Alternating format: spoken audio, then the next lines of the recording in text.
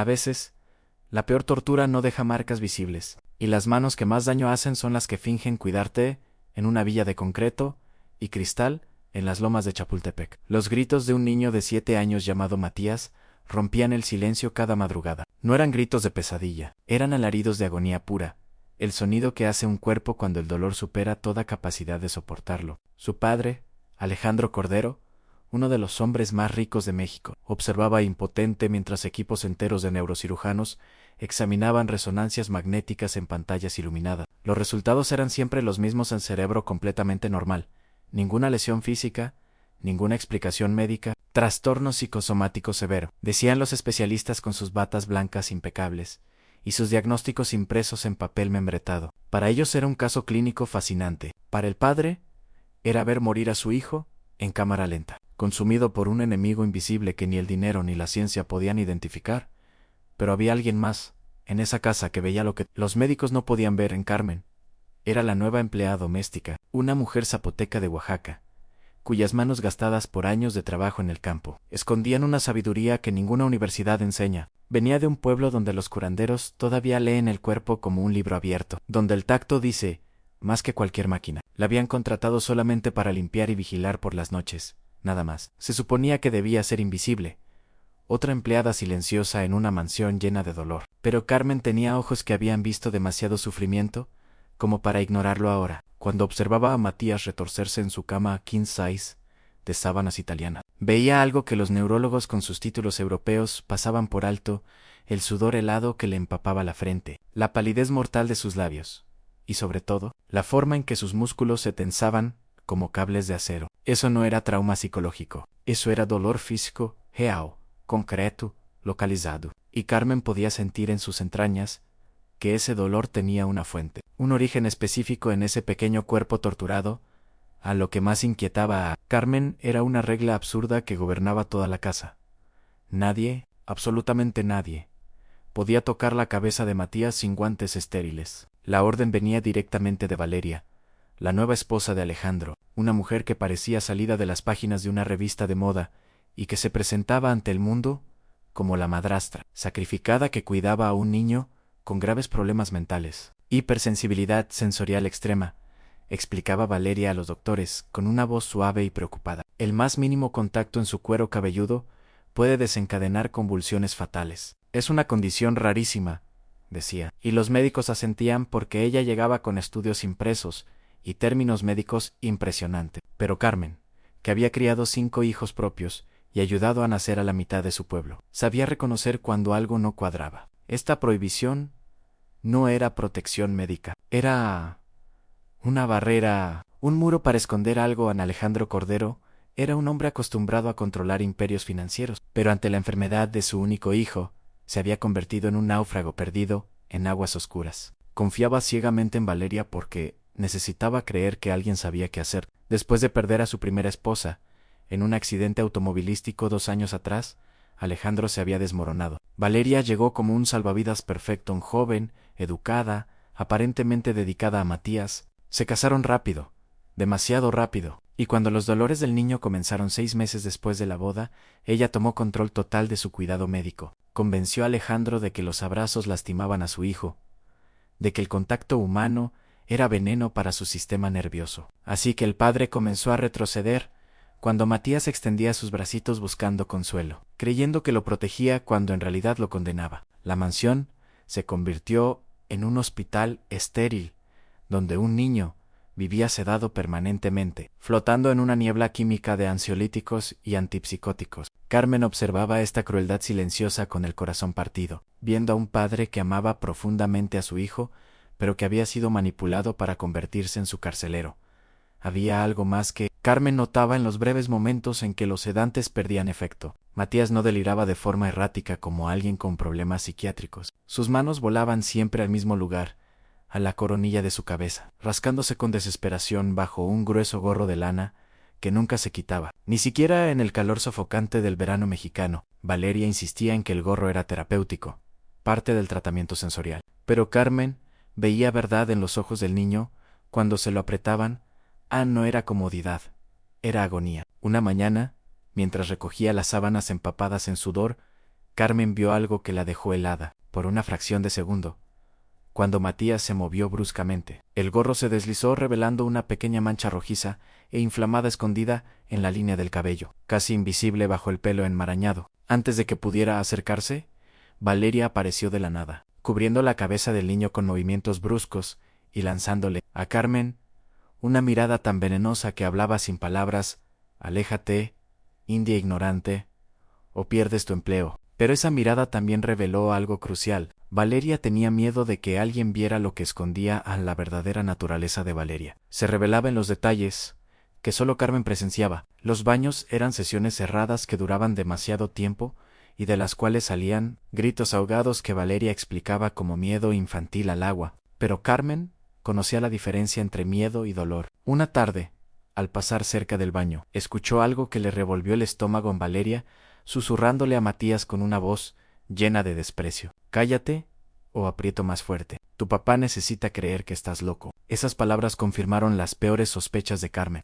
Esta mujer no estaba cuidando al niño, lo estaba torturando sistemáticamente. Pero ¿por qué? ¿Qué ganaba manteniendo a un niño en agonía permanente? La respuesta era simple y monstruosa en herencia. Si Matías era declarado mentalmente incompetente e internado en una institución psiquiátrica permanente, Valeria quedaría como la única beneficiaria de la fortuna de Alejandro en caso de que algo le sucediera. Y con el testamento redactado de esa manera, ella no necesitaba esperar a que el marido muriera. Solo necesitaba que el niño desapareciera del mapa, encerrado en algún hospital psiquiátrico privado donde nadie haría preguntas. Valeria no quería ser madre, quería ser rica sin obstáculos molestos, y estaba dispuesta a destruir la mente y el cuerpo de un niño inocente para lograrlo.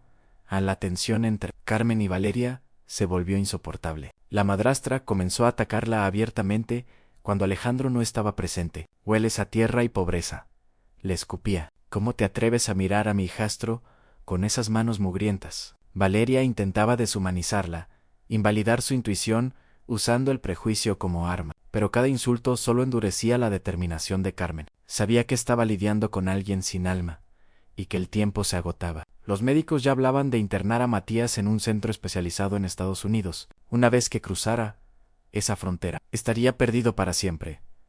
Todo cambió una tarde de julio cuando Valeria salió a un evento de caridad, la perfecta imagen de la aristocracia benevolente, y Alejandro quedó atrapado en una junta interminable con inversionistas de Shanghái. La casa quedó en silencio, ese silencio tenso que precede a las tormentas. De repente, los gritos de Matías resonaron como nunca antes. No había enfermeras de turno, no había sedantes preparados, solo un niño en el piso de su habitación, retorciéndose, intentando arrancarse el gorro con dedos temblorosos, con los ojos en blanco y espuma en los labios. Carmen entró corriendo y supo con absoluta claridad que ese era el momento. Romper las reglas o dejar morir la verdad.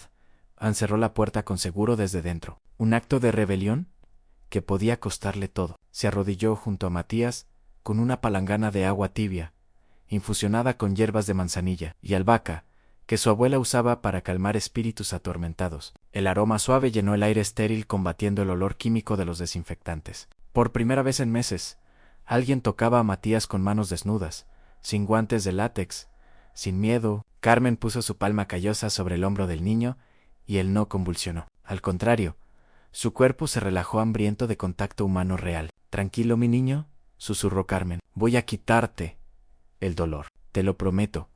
Con manos firmes pero suaves, comenzó a quitar el gorro de lana. Lo que encontró debajo le heló la sangre. El cuero cabelludo estaba irritado, rojo, sudoroso, pero había algo más, una pequeña costra en la coronilla, una herida que nunca había sanado completamente, escondida bajo el cabello. Carmen empapó un trapo limpio en la infusión y limpió cuidadosamente la zona. Matías gimió, pero no se resistió. Luego, usando las yemas de sus dedos, con la delicadeza de quien ha sacado espinas de los pies de campesinos toda su vida, palpó alrededor de la herida. Lo que sintió la horrorizó. Bajo la piel había algo duro, rígido, algo que no pertenecía a un cráneo humano, una protuberancia artificial. Algo había sido incrustado allí, deliberadamente.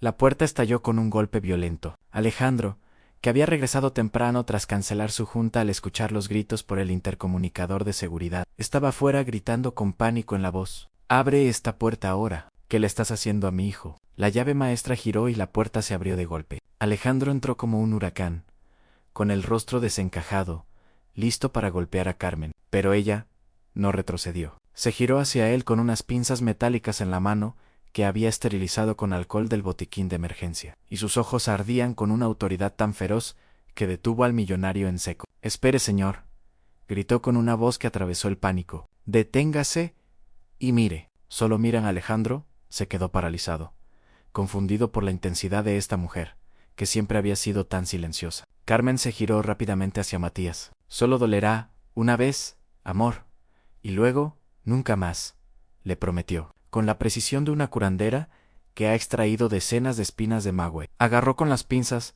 algo casi invisible que sobresalía de la herida, respiró hondo, invocó a sus ancestros y tiró. Firme, continuo, sin dudar. Matías soltó un grito agudo que pareció arrancar su alma del cuerpo, y entonces su pequeño cuerpo se desplomó inerte en los brazos de Carmen, inconsciente, no por trauma sino por alivio absoluto. Alejandro dio un paso hacia adelante, pensando que había matado a su hijo, pero se detuvo, completamente petrificado al ver lo que colgaba de las pinzas, brillando bajo la luz fría del techo.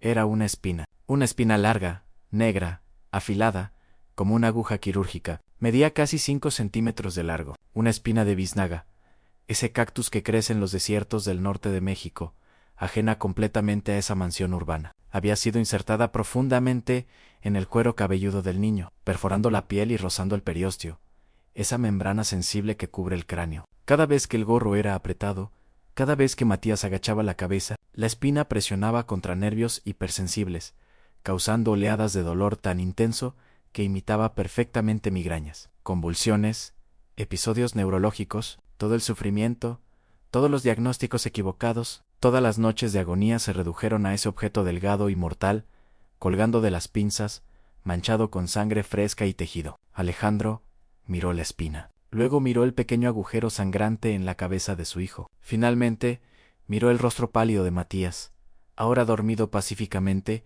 por primera vez en meses. El mundo giró a su alrededor. Todas las teorías médicas, todos los diagnósticos psiquiátricos, todas las explicaciones complejas, se derrumbaron ante esa brutal evidencia física. Y en ese momento, con la verdad goteando sangre sobre el mármol italiano del piso, Alejandro comprendió el horror completo.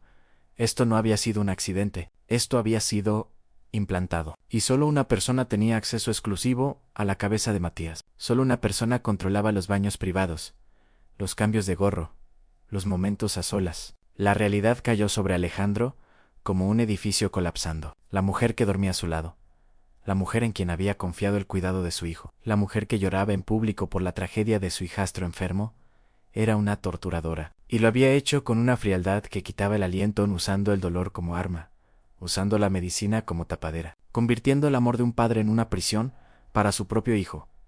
Aun cuando Valeria regresó esa noche del evento benéfico, todavía vestida, con su elegante traje de diseñador y sonriendo para las cámaras que la habían fotografiado, donando dinero a niños necesitados. No encontró a su esposo sumiso esperándola. Encontró a la Policía Federal, encontró un equipo forense analizando el gorro de lana como evidencia de tortura infantil. Encontró a Carmen, dando testimonio detallado sobre meses de observaciones. Y encontró a Alejandro, mirándola no como a su esposa, sino como al monstruo que realmente era. Los análisis forenses revelaron microfibras del interior del gorro impregnadas con rastros de sangre del niño. El patrón de presión en la tela coincidía perfectamente con la ubicación de la espina. Valeria había apretado estratégicamente el gorro cada vez que quería simular una convulsión, cada vez que necesitaba que los médicos aumentaran los sedantes, cada vez que requería mantener al niño bajo control químico. Su plan era una obra maestra de crueldad calculada en tortura física, disfrazada de enfermedad mental, perpetrada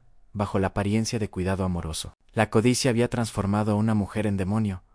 La caída de Valeria fue absoluta y pública. Los medios de comunicación, que alguna vez la alabaron como la madrastra, dedicada ahora transmitían imágenes de ella siendo arrestada, gritando histéricamente mientras las esposas de acero apretaban sus muñecas bronceadas. Fue acusada de intento de homicidio agravado, tortura infantil y fraude. La evidencia era irrefutable. El testimonio de Carmen, respaldado por la espina física extraída del cuerpo del niño, destruyó cualquier defensa posible. Valeria enfrentaba décadas en prisión federal. Las portadas de revistas que alguna vez mostraron su rostro perfecto, ahora publicaban su foto policial, anojos hinchados, maquillaje corrido, la máscara de perfección completamente destruida. Alejandro observó el arresto con una mezcla de asco absoluto y horror profundo al darse cuenta de que había dormido junto a un demonio. Había besado esa boca que susurraba amenazas a su hijo. Había confiado en esas manos que clavaban espinas en un cráneo infantil. El peso de su ceguera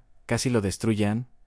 Después de que la policía se llevó a Valeria esposada, Alejandro buscó a Carmen. La encontró exactamente donde esperaban, junto a la cama de Matías, vigilando su sueño tranquilo. El niño dormía profundamente, sin dolor, sin pesadillas, con una pequeña venda blanca cubriendo la herida que finalmente comenzaría a sanar. Alejandro, el hombre que controlaba empresas valuadas en miles de millones de pesos, el magnate que nunca se arrodillaba ante nadie, cayó de rodillas frente a la empleada doméstica zapoteca, con voz quebrada por lágrimas de gratitud y vergüenza. Le dio las gracias no solo por salvar la vida de su hijo, sino por tener el coraje de desafiar su autoridad, de romper las reglas absurdas, de confiar en su instinto ancestral cuando toda la ciencia moderna había fallado. Carmen simplemente asintió, con lágrimas propias corriendo por sus mejillas curtidas. «No me agradezca, señor», susurró. «Solo hice lo que cualquier persona con corazón haría. La diferencia es que yo decidí usar mis manos, en lugar de solo mis ojos».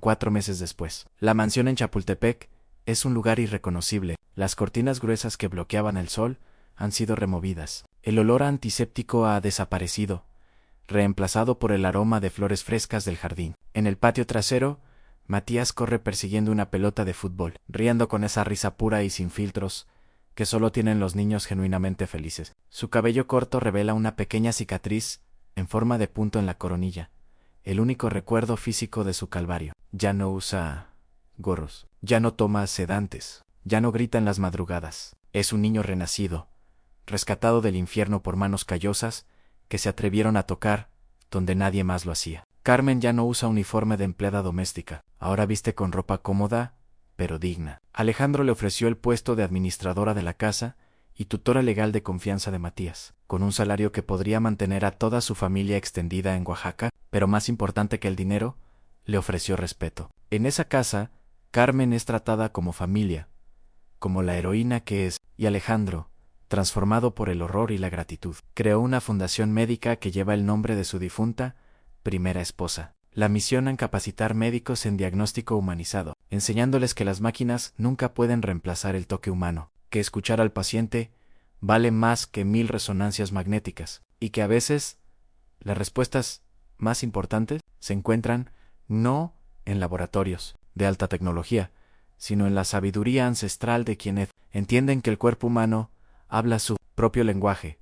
Si aprendes a escucharlo, esta historia nos enseña algo que la medicina moderna a menudo olvida: que la tecnología sin humanidad es ciega, que los títulos sin compasión son vacíos, y que a veces la cura para el sufrimiento más complejo no requiere equipos de millones de pesos, sino simplemente manos dispuestas a romper las reglas cuando las reglas están mal. Carmen no tenía diplomas universitarios ni publicaciones científicas, pero tenía algo infinitamente más valioso: el coraje de confiar en su instinto, la sabiduría de generaciones de curanderos, y la voluntad de actuar cuando todos los demás se quedaron paralizados por protocolos y miedo. Salvó una vida no porque supiera más que los médicos, sino porque se atrevió a sentir cuando ellos solo medían. Ahora te pregunto, ¿tendrías tú el valor de desafiar a doctores, autoridades y empleadores para salvar a alguien basándote únicamente en tu intuición? ¿Serías capaz de arriesgar tu trabajo, tu reputación, quizás incluso tu libertad, para hacer lo que sabes en tu corazón que es correcto? Piénsalo bien, porque el mundo está lleno de niños como Matías, sufriendo en silencio, y lo único que los separa de la salvación es alguien dispuesto a usar sus manos cuando todos los demás solo usan sus ojos. Déjame tu respuesta sincera en los comentarios. ¿Actuarías como Carmen o te quedarías paralizado por el miedo? Quiero saber qué tipo de persona eres cuando nadie más está mirando.